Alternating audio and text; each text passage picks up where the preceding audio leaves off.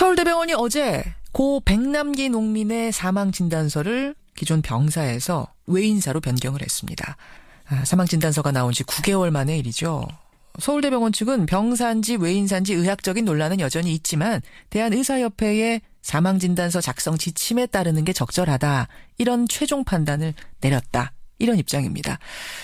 관련해서 노조에선 이번 기회에 의료 적폐를 청산해야 된다 주장을 하고 있는데요. 이게 무슨 얘기인지 서울대병원 노조의 박경득 전 위원장 만나보겠습니다. 박 전 위원장님 안녕하세요. 네, 안녕하세요. 서울대병원이 진단서의 사인을 정정했다. 이게 굉장히 이례적인 일이라고요? 이렇게 사회적으로 이슈가 된 일을 다시 수개월이 걸쳐서 정정을 하게 된 사례는 이례적인 일이 맞죠. 그렇죠. 그 이례적인 일이 꼭 필요하다라고 줄기차게 주장을 해오신 분이 박경득 위원장이잖아요. 네, 맞습니다. 예, 그런 분이 보시기에 이번 사인 변경의 의미랄까요? 어떻게 해석하십니까?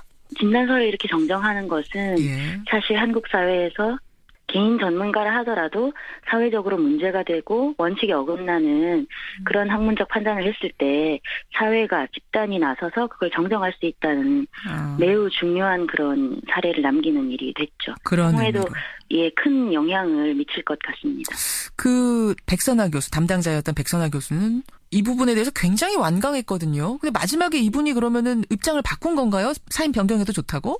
백선아 교수는 입장을 바꾸지 않은 것으로 알고 있고요. 그래서 여태까지 사실 이 문제가 풀리지 않았던 이유가 있습니다. 병원 내에 이런 의료 분쟁 소송이 있을 경우 의료윤리위원회를 열 수 있게 되어 있는데 당사자가 그 위원회에 참석을 해야 됩니다. 동의를 해야 되는데 백선호 교수 끝까지 위원회에 참석도 못하겠다. 열리는 것도 동의하지 않는다라고 해서 열지 못했던 거고요. 그러다가 그럼 어떻게 갖고 그게 열리고 사인 변경까지 간 거예요? 진단서 발급한 사람, 거기에 명의를 올린 해당 전공의가 진단서 발급자이기 때문에 잠깐 정리를 하자면 그 당시 그러니까 마지막 사인을 자기가 찍어 넣은 사람은 전공이었던 거예요. 근데 그 위에 나는 교수와 상의를 했다. 백선아 교수와. 이렇게 하면서 결정을 내린 건 백선아 교수다. 이렇게 얘기가 전개됐던 거죠?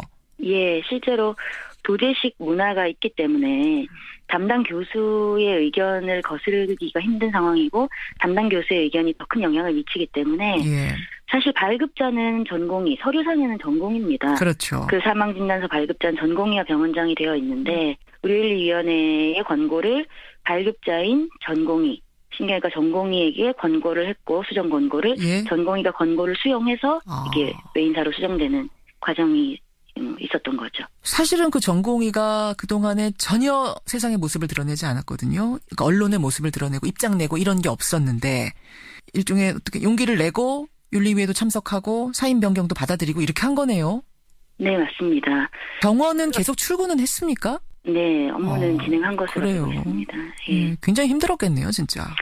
힘들었죠. 사실 그 전공의가 의무기록상에 사망진단서를 부원장 그리고 백선아 교수하고 상의해서 작성했다라는 그 한 줄을 남길 때에는 정말 필사적으로 자기가 할 수 있는 최선의 방법으로 그 진단서에 대한 진실을 알리고자 하는 그런 행위를 한 것으로 저희는 보고 있거든요. 진단서에 이제 그게 하나 사실 남아 있었어요. 이건 내가 지금 병사라고 쓰지만 이건 내가 쓴 게 아니라 교수와 상의한 거다라는 흔적을 남겨놨었죠.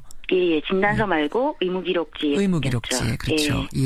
전공의가 용기를 낼 수 있는 그런 과정이라는 것이 어떤 개인이 그런 결심을 하는 것뿐만 아니라 사회적인 그리고 병원 내에서도 민주적으로 이걸 수정할 수 있는 밑받침이 됐기 때문이라고 생각을 하고요. 그런 영향을 무시할 수 없다고 봅니다. 그래요. 병사냐 외인사냐 그 한참을 끌어온 논란. 핵심은 사실은 백남기 농민이 병원에 실려오던 그 순간의 상황일 거예요. 그 순간. 맞습니다. 그 당시 혹시 기억나세요? 그 당시 아십니까?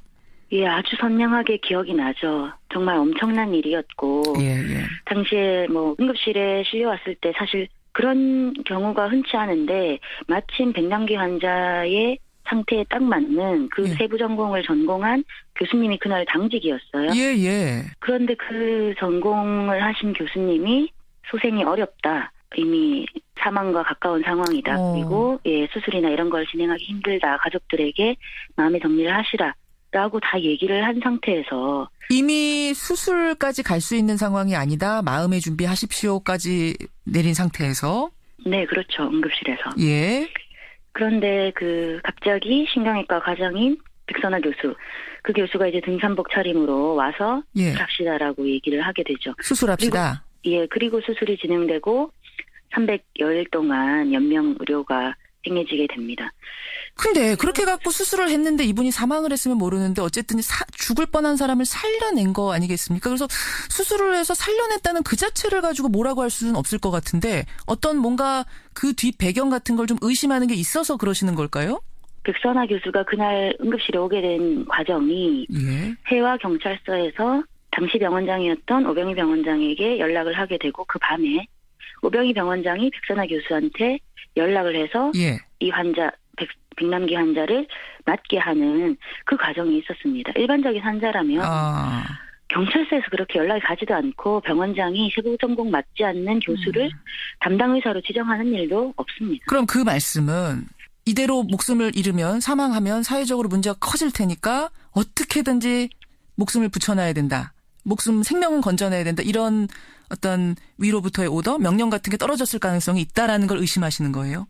예, 그 가능성을 의심할 수밖에 없죠. 그 당시에 가족들한테 이분 이대로 그냥 세상을 떠나도록 하는데 동의하십니까? 아니면 수술해서 어떻게든 목숨을 건지는 쪽으로 가시겠습니까? 라고 물어봤다면 가족들은 전자를 선택했을 거다 이런 말씀이세요? 그날 이제 사고로 응급실에 오셨고 경황이 없었고 교수가 바뀌면서 다른 교수가 수술이 가능하다. 희망을 준 거죠. 수술할 수 있다. 수술하겠습니다. 예. 라고 했을 때 그 유가족들이 그런 판단을 하기엔 저는 어려웠을 거라고 생각합니다.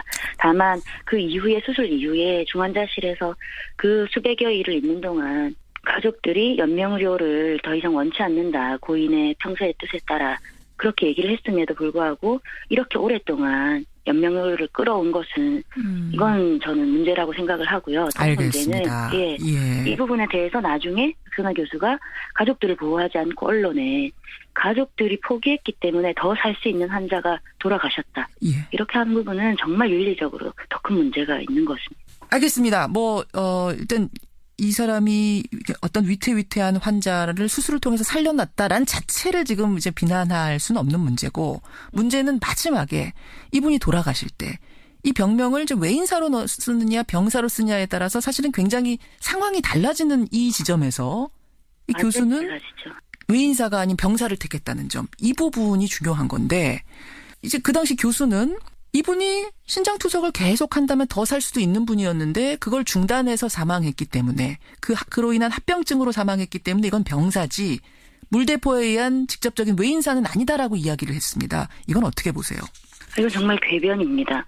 백남기 농민의 경우 병원에 들어올 때 이미 사망의 직전 단계였고 전문의로부터 소생이 어렵다라고 했고 의식이 없었습니다. 예. 이 환자가 경증으로 들어와서 점점 치료 과정에서 중증으로 발전된 것이 아니라 들어왔을 때 이미 회생 가능성이 없는 상태로 들어왔기 때문에 장기간 치료 과정에 다른 질병의 발생으로 병사가 됐다라는 것은 맞지 않는 얘기죠. 노조는 병원장 퇴진까지도 요구하고 계시더라고요. 서창석 병원장이 이 백남기 농민 사건과 관련해서는 어떤 역할을 했는지 뭔가 좀 드러난 게 있습니까?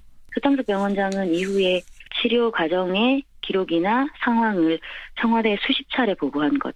무단으로 열어본 것은 병원장이니까 권한이 있다라고 주장할 수는 있어요. 예. 그 환자의 그 의료 기록을 외부로 유출하는 것은 이건 명백한 의료법 위반이죠.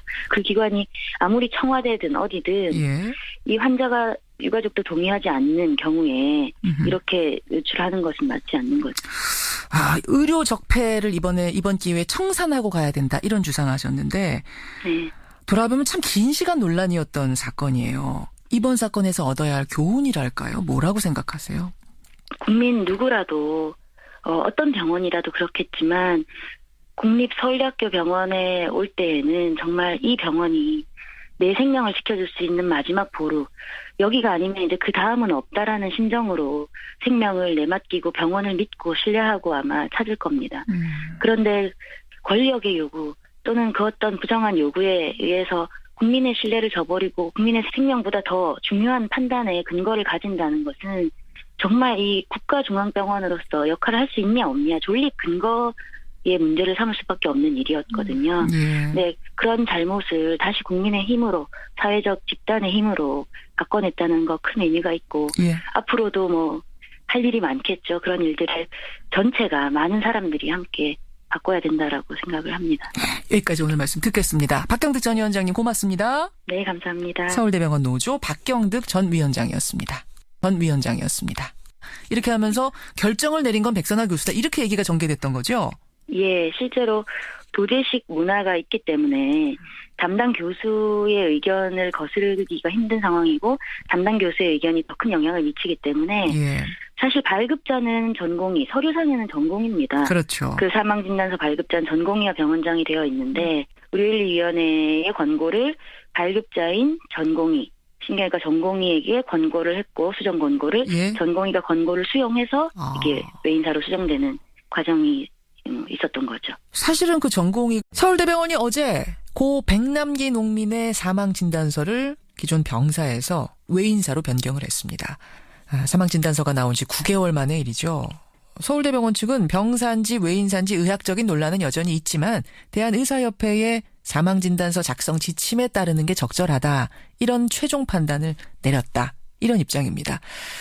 관련해서 노조에선 이번 기회에 의료 적폐를 청산해야 된다 주장을 하고 있는데요. 이게 무슨 얘기인지 서울대병원 노조의 박경득 전 위원장 만나보겠습니다.